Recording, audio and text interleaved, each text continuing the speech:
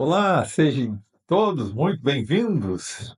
Professor Nedel, saúde a todos com muita alegria. Como o nosso canal é Direito e Poesia, então, parafraseando o nosso Fernando Pessoa, o grande Fernando Pessoa, né, saúdo a todos os que verem os meus vídeos e desejo, parafraseando o mestre, então, desejo que em suas casas tenham uma boa tela e também uma cadeira confortável, onde se sentem para verem os meus vídeos, né? E que, ao verem os meus vídeos, vão, digamos assim, compartilhando e se enriquecendo com a compreensão do direito e também usufruindo a poesia, que, como disse Heidegger e outros tantos pensadores, pensaram com profundidade a poesia como a importante da vida humana, né? Então é muito bom usufruir essas duas. E o direito também é da essência da condição humana. O nosso canal, né, e eu convido a todos, pode, digamos assim, usufruir, né, ou melhor, pode oferecer o usufruto, a expressão jurídica, né, do direito, de uma visão crítica do direito e da poesia. E também já aproveito agora, para se alguém quiser dar um like e ir se inscrevendo, né, no nosso canal no YouTube, isso é muito relevante. Aliás, as inscrições estão crescendo, né?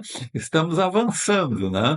Então eu convido a todo mundo que se inscreva, isso para nós é muito relevante. E, como sempre, serão todos muito bem-vindos. E o nosso vídeo de hoje vai tratar de uma coisa muito importante e grave que está acontecendo no mundo contemporâneo, que é a morte da utopia na visão de mundo da juventude. Quando a juventude perde o sentimento da utopia, é muito grave. Isso é uma coisa grave, é uma falha gravíssima da nossa civilização. Então, hoje eu vou refletir um pouco e compartilhar com vocês algumas reflexões sobre esse grave e quase desastroso evento da cultura contemporânea, que é a morte da utopia. Mas então, primeiro, vamos. O que é a utopia? Tanta gente fala, todo mundo que está me ouvindo já ouviu falar em utopia. O que significa utopia? A expressão utopia surgiu no século XVI com o filósofo inglês Thomas More. Não confundir com Thomas Hobbes, também um importante filósofo inglês que escreveu o Leviatã, uma obra importante do direito, sobre a qual eu já fiz algumas referências e eventualmente voltarei a ele. É um grande e importante filósofo. Mas o filósofo da utopia não é o Thomas Hobbes, é o Thomas Moros, também um importante sábio que a Inglaterra produziu. Aliás, Thomas Moros teve uma coisa muito importante, ele foi chanceler do rei Henrique VIII. Henrique VIII, aquele rei inglês, né, que assassinou várias esposas. O Henrique VIII tinha uma grande admiração por Thomas Moros e convidou ele várias vezes para ir lá no palácio. Thomas Moros, mantendo uma prudencial distância, não ia. Um belo dia de noite, está o Thomas em casa, jantando, e quem aparece? O próprio Henrique VIII em pessoa, chegou lá, digamos assim, e se escalou para jantar na casa do Thomas Moros, vejam vocês. Thomas Moros recebeu, e aí, mas sempre mantendo essa prudencial distância de Henrique VIII. Mas aí o Henrique VIII se aproximou e tal, e acabou convidando como chanceler e aceitou esse convite. Ele já era reconhecido como o mais sábio pensador do reino de Henrique VIII, da Inglaterra, né? O grande Thomas Moros. E aí surgiu todo aquele episódio da ruptura de Henrique VIII com Roma, né?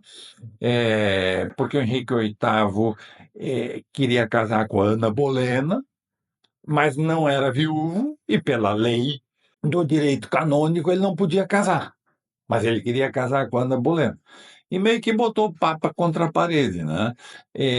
Pediu licença ao Papa para casar com a Ana Bolena. Se o Papa dá essa licença, se desmoraliza completamente. Então o Papa não deu a licença. E Henrique VIII, então, rompe com Roma e cria a própria igreja anglicana, né? É a igreja anglicana que está lá hoje, ainda em Londres, todo mundo vê lá em Westminster os casamentos tal, da igreja anglicana. Ela surge dessa ruptura de Henrique VIII com o papado. E a Inglaterra, todo mundo era católico na Inglaterra, então no dia seguinte todo mundo tinha que virar anglicano, senão era perseguido.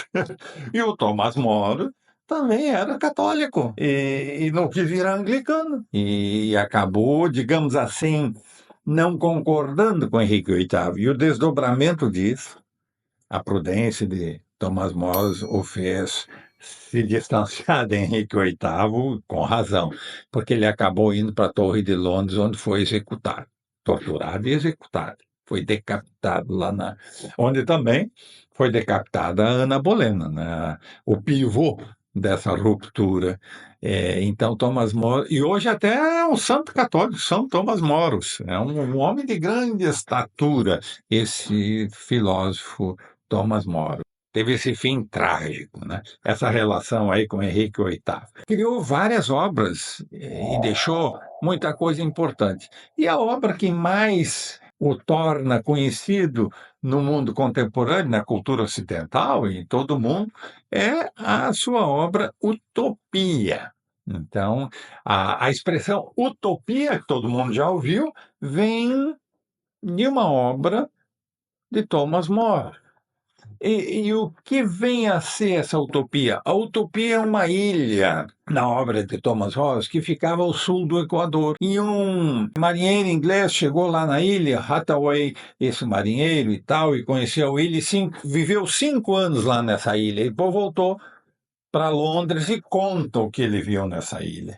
Então, o que caracterizava a ilha Utopia, conforme está nos escritos de Thomas More? O que se fazia lá? Se fazia o melhor possível. E era uma sociedade equilibrada, uma sociedade que procurava fazer com que todos vivessem bem, dentro do possível. E, portanto, havia um pendor de igualdade e, portanto, uma motivação de justiça nessa sociedade.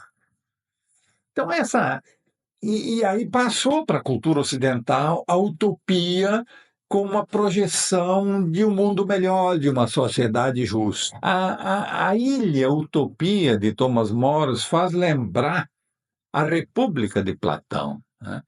A República de Platão também, como sabemos, é o esforço de construir racionalmente os fundamentos de uma sociedade, de um Estado justo, de um Estado equilibrado, igualitário e justo, né? Essa é a motivação, então, do grande clássico República de Platão.